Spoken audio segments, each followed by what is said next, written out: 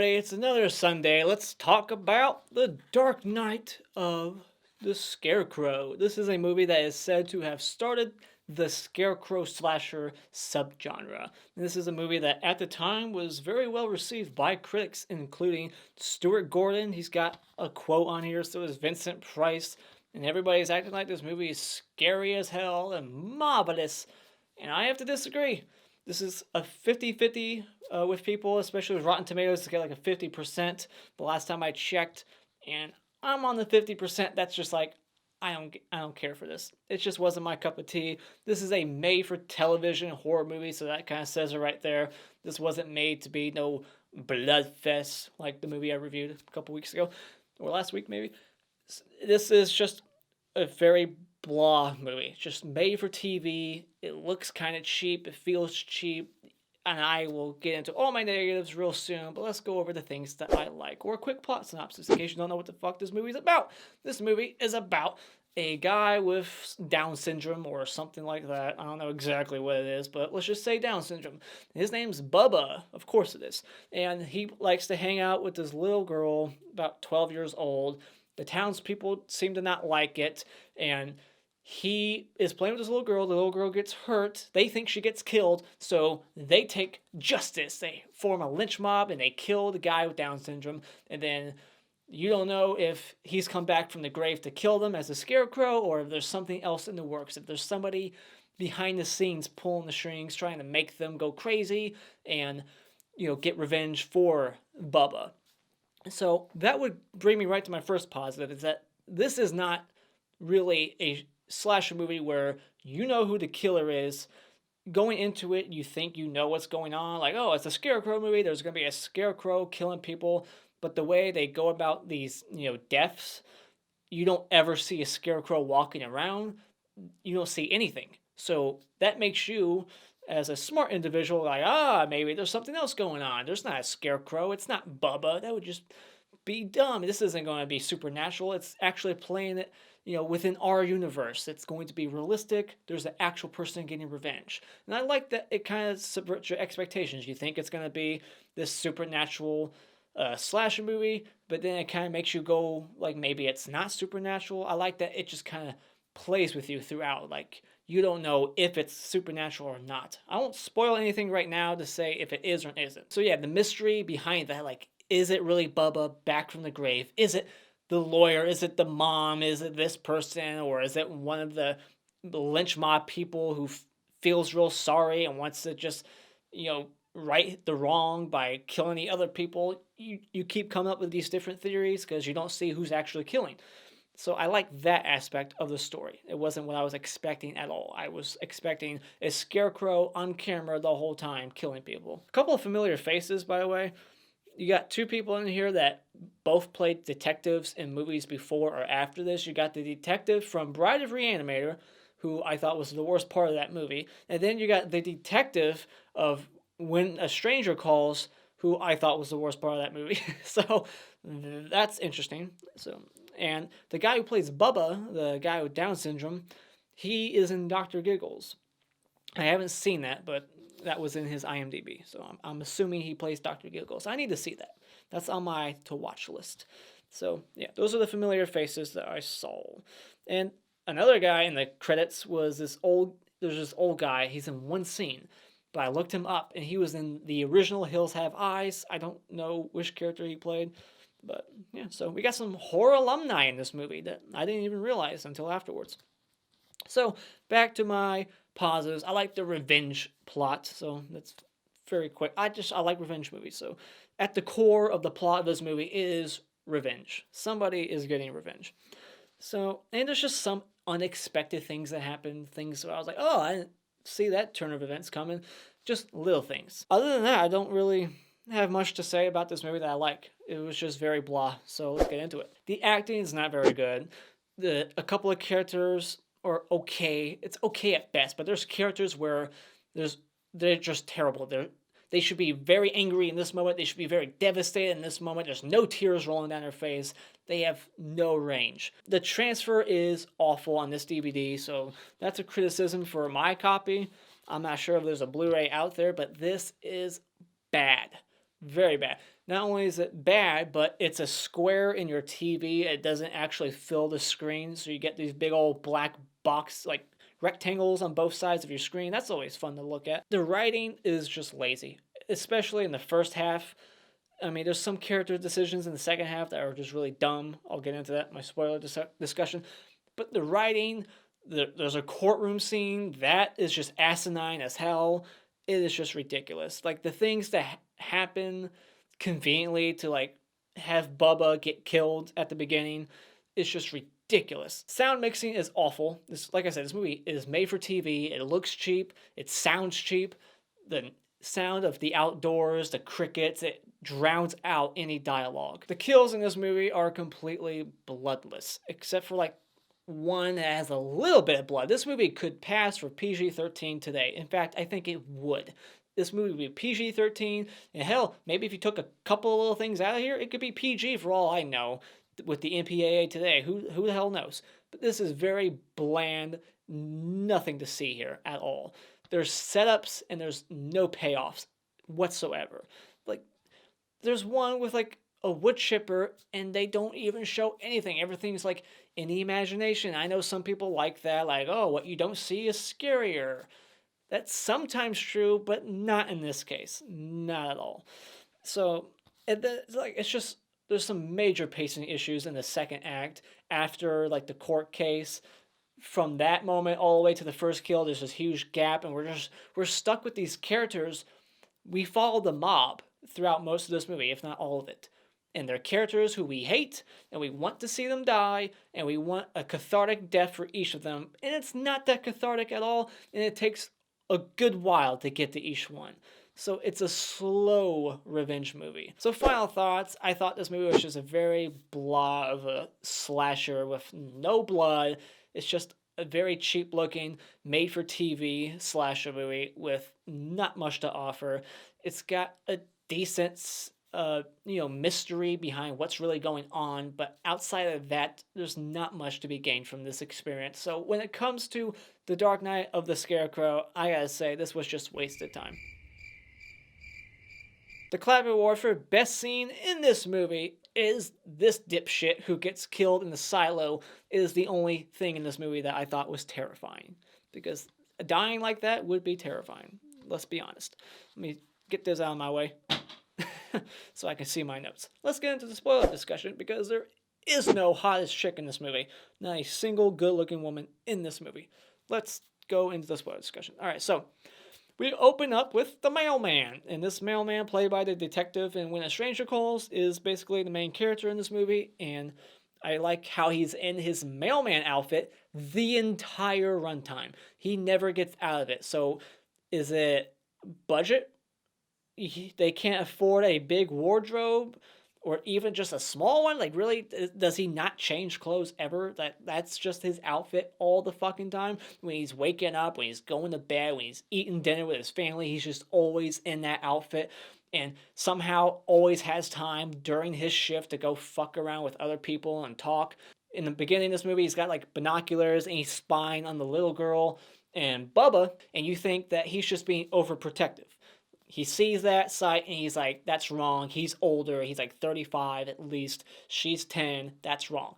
But then they throw this little like subplot, I guess, of him being a pedophile, the local town pedophile, and some people know, and it just goes nowhere. That is completely unnecessary background noise to this film, and it does nothing but just add to a character that doesn't make you root for him at all. Like, you already hate his guts. Now I hate him more. And it just does nothing for the film. It, like, we don't need to know that to explain anything else. Like, I thought at the beginning he was just spying because he's being overprotective. It's something that looks wrong, like, oh, a 35-year-old Down syndrome guy hanging out with a 10-year-old girl. He's dangerous. Good enough. Like, that explains his reaction to that. Not, oh, I guess he was spying on them because he's a pedophile. I just felt like the whole pedophile thing was not needed. They don't go there. They don't actually explore that at all. He's just, and every time he is tracking down the girl, it's not because he's a pedophile, it's because he's wanting information. Like, what did Bubba tell you? What did the mom tell you? What's going on? Who planted the cross and the scarecrow? It's not like, I want to fuck you. No, it's not anything like that at all. So the whole pedophile thing was just randomly inserted, and I feel like there's probably deleted scenes where they went there. Maybe they got a little darker. I don't know. Anybody else feel like the whole like pedophile thing is just dumb and not needed? This is just not necessary at all. The little girl and Bubba, I feel like their chemistry together is okay. It's oh, all right. They seem like legit friends. It seems real. Although kids today, I don't think would be hanging out with strangers. Kids today, we're all pussies. Back then, they always hung out with strangers, and they always broke into people's backyards. And then because this little girl, is breaking into a backyard just so she can play with these little lawn gnomes, a little dog, I guess not little, a big dog. I'm not sure what kind of dog. I don't know my dogs that well. The dog, we think, kills her, but later on, we find out that it just kind of hurt her, and she passed out from the pain, I guess, or fear. I don't know. She passed out conveniently, I guess, so that it could fool us as the audience. Like, oh my gosh, she's dead, and we just see like blood going down her legs. I'm not sure exactly where the dog attacked her, because that was another scene that was left to your interpretation. And so we think that the dog killed her, and he drops off the body to the to her house. And I'm going to spend a lot of time with this because this is the biggest problem I had with the story. Just the convenience of all this bullshit. All right, so let's try to get through this. He drops off the body, but she's alive. The mom screams, it cuts away. Lynch mob is quickly forming. This is before social media, the news, iPhones, all that shit. And you got this guy running into, like a mechanic running into the post office, like, Jimbo, the fucking Bubba killed the girl. And it's like, who told him that, by the way? So then they go and they pick up this guy at the sawmill or wood mill. What the fuck mill? I don't give a shit. And then he just leaves his shift in the middle of it. I guess he's the boss and he can do whatever the hell he wants. He's like, oh, jumps on the back of the truck, leaves with them, just abandoning work. That guy's going to be fired. I don't know. Maybe he's his own boss. But whatever. That's besides the point. He just hops on. They drive up. There's no back and forth. He just knows that they were coming, so he jumps on. They're on the hunt. They know where Bubba lives. They track him down, and they all believe he killed the girl because and the sheriff, we're told, sent like a word out like, form a mob. Let's get this motherfucker. We need to bring him in. I'm not sure if the sheriff wanted them to kill him or if they just wanted a mob to go get him because the sheriff and the deputies are too lazy to go do their own fucking job. They should know where he lives. So the call made no sense for the town to form a mob. I believe 100% that was said. The sheriff made the call. So the mob gets him, and they trap him like he's in the Scarecrow outfit. He's hiding, he's crying and screaming, and completely armless. He has nothing to defend himself with, and they all blast him away. And they find him because the dogs, do dogs really have that strong a scent? Like, it's not like they had like a Bubba shirt and they're like, come on, get the scent, dog. But they somehow found him because the dog, I don't know, whatever. Besides that, I'm always baffled by how crazy dogs' noses are in movies. They just smell people miles away and they just lead you to them. I guess that's realistic, but they didn't have anything of Bubba's for the dogs to smell to track him. You can't just walk up to a dog, no matter what dog it is, and be like, hey, find Bubba, and they're going to go find Bubba for you. That's what this movie made it look like. It's like, how the fuck did they find him? And they're running for miles. But besides that, I'm going all over the place. I just have so many fucking problems with this script. So he's armless, and he's up on the Scarecrow thing, and they blast him away 23 times, I think they said, even though I only counted like 16 bullets. He got shot 23 times. And then that's when the call comes in like, oh, false alarm. The sheriff doesn't want you guys to do anything. The little girl's alive. How did the false information get out that quick? And who started it? And how did that happen? The mom didn't check the pulse? Like when she got her daughter, she just never checked the pulse? How? Why? Why wouldn't you? And because who called the cops? The sheriff was obviously called because he wouldn't be able to make that call for a lynch mob unless he was called. And you wouldn't call a lynch mob if you knew a fucking dog hurt the girl.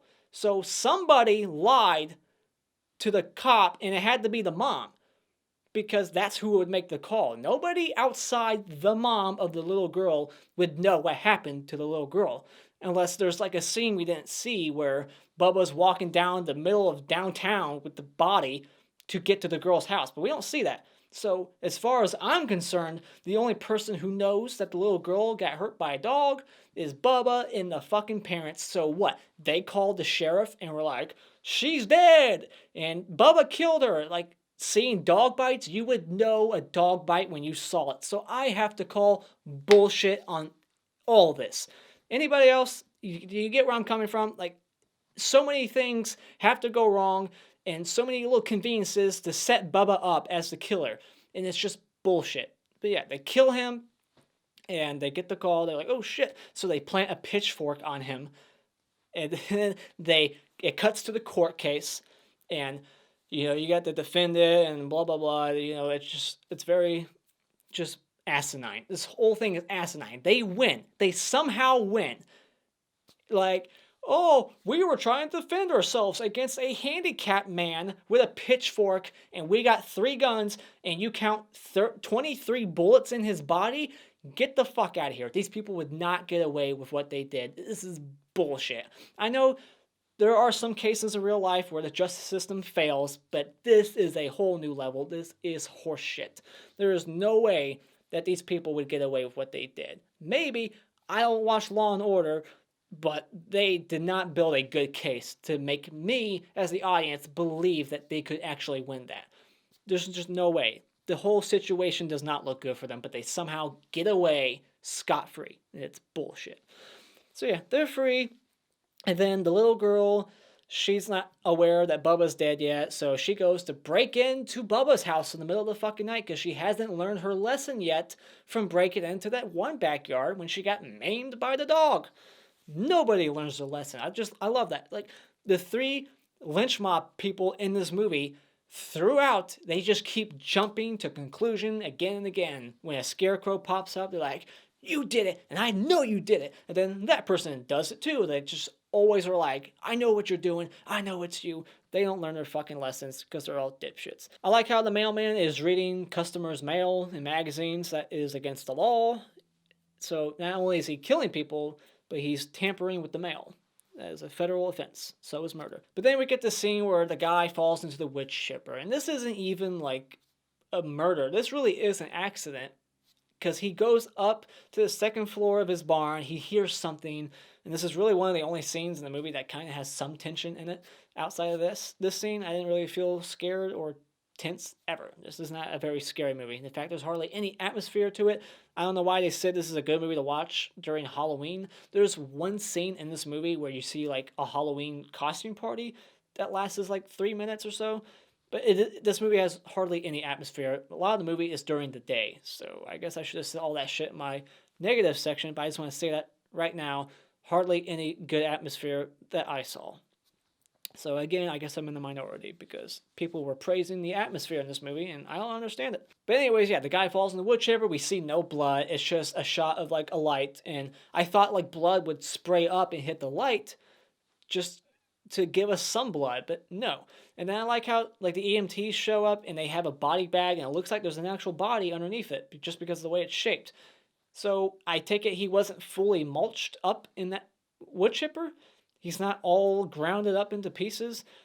I guess not, because they clearly were able to bag his body. And I was just, when I saw that scene, I was like, okay, I thought he would be so grounded up that you would need a mop. It reminded me of like Nightmare on Elm Street when Johnny Depp dies, and they're like, get a body bag. And the other guy's, what are you talking about? Get a mop. That's what we need. Something like that. That's what it reminded me of, that scene. But I mean, the wood chipper kill, I like that it cuts from that scene to ketchup. So that's like the blood is ketchup. And then we get some inept police work. The police pass it off as a suicide. Like, oh, yep, this guy just fucking jumped in his wood chipper to kill himself because that's what people do. Nobody, unless you're Tree from Happy Death Day, jumps in wood chippers to kill themselves. Really? This is just inept police work, and they didn't check the gas. They found the body with the wood chipper off. So that tells you that somebody came by and turned it off.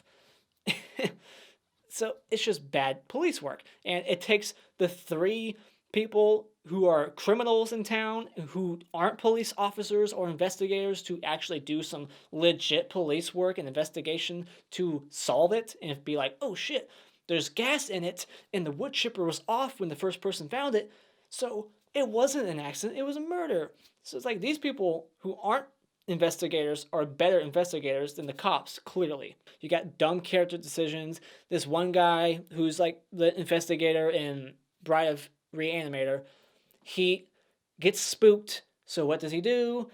He gets in his car won't start, cliche, and then he's like, all right, well, instead of running, anywhere else, like my house or just out in the distance, trying to run to town or to my neighbor's house, he runs inside the silo and shuts it and gets himself locked in it, which is just the most moronic decision in this fucking movie. And I like that scene just because of his death and how scary that would be, putting yourself in that situation. But outside of that, it was a dumb character decision and still kind of a lame kill. And then they insert the idea that he's a pedophile, and I've said my piece on that. It's just stupid. And he goes to school, he confronts Haley. She's like, Bubba told me. So this is like the scene in the movie that's like, maybe it is Bubba back from the grave. Because up to this point, with a couple of kills and not seeing the Scarecrow, you're like, maybe it's the lawyer or maybe it's the mom. But then the mom gets killed, and I just think this scene is one of those unexpected moments that you don't see coming. I'm not sure what this guy's plan was, the mailman. He goes in there, he's got his hand on her mouth, and I guess her nose, because I think she's suffocated.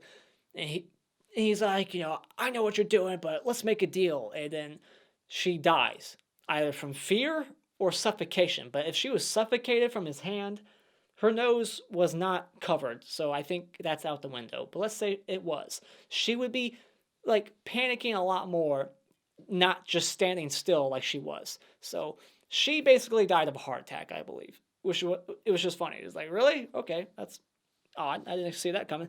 So he's killed another person. So what does he do? He tries to cover it up, turns the burner on, it has the fire going, boom, house blows up. And then not the firemen, but the police officers who don't know when a suicide has happened or not show up to be firemen now. I'm pretty sure it's not their job.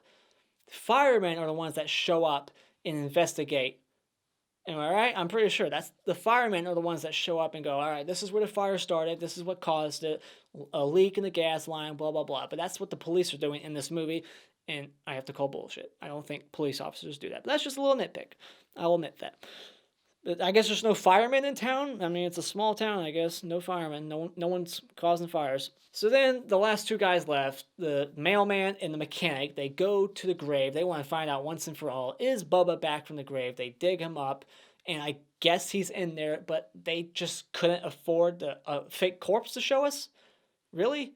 Like, they only even show us a shot of the body in it, but what they're saying is heavily implying, yep, there he is. But they don't ever show it. Why not? Why the fuck not? It's just another dumb thing. The mailman, he kills the mechanic because he can't trust him to keep his mouth shut. He's hysterical, and he just cannot be trusted, so he kills him. But he brings the shovel down, and he clearly, misses the guy. And it's all off camera. Everything is off camera. But just the angle of where it went down, you're like, he missed him.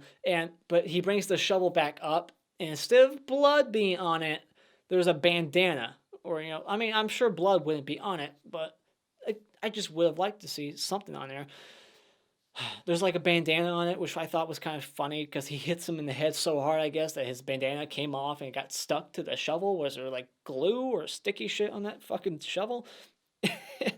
So then he runs away, and oh no, he sees the little girl and he chases her into the woods. For what fucking reason? I don't know. He wants to go get her. He's drinking and driving because he's an idiot. He's just being extra stupid, chases the little girl, and I guess he wants to kill her too. And then the tractor comes on, and this is the moment where it's supernatural because we see the stick shift moving on its own. There's nobody in the car or the tractor or whatever. And then he starts getting chased by the tractor, and this is in movies, and I can't fucking stand it. It's in too many. Usually it's a car, but in this one it's a tractor that's going very fucking slow. Instead of going left or right and trying to run around the tractor, he just keeps running straight, keeps going, and then just gets ran over. All right, no, he almost gets ran over, but he runs into the Scarecrow with the pitchfork out, and he gets stabbed below frame. It's all implied, and then it kind of cuts back, and you see a little bit of blood, just a little bit, and then he drops dead. And that's it, right? Yeah, the little girl, she's hanging out with the Scarecrow, and she's like, let's play another game, implying that I guess she was working with him, maybe? But yeah.